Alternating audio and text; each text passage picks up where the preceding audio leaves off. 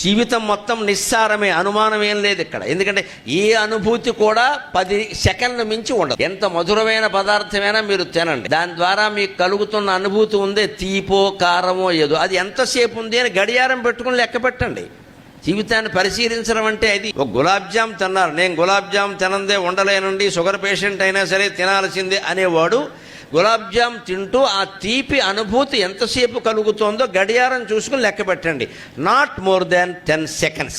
10 క్షణాలు మించి ఆ అనుభవం ఉండదండి ఖచ్చితంగా. 10 క్షణాల అనుభవం కోసం ఆరోగ్యం పాడు చేసుకుంటావా? పోనీ ఈ బోడి గులాబ్ జామ్ నువ్వు ఎదురుకు ఎప్పుడు తినలేదా? 70 ఏళ్ళు తినేగా ఈ రోగం తెచ్చుకున్నావు. మానేయలేమా? మనిషి అనుకుంటే ఏమైనా చేయగలడు ఖచ్చితంగా. అందుకే చెబుతున్నారు సంసారం నిస్సారం. నువ్వు పదవులు గాని, పెదవులు గాని, డబ్బు గాని, ఏ భోగాలు గాని నిస్సారం. అది టేస్ట్ అని అనుకుంటున్నావు, ఇట్స్ వేస్ట్. దానికోసం మళ్ళీ హత్యలు చేయడం ఏమిటండి, గొడవలు ఏమిటండి, అనవసరంగా ఉచితంగా వచ్చినా సరే అవతల బారేయాలి.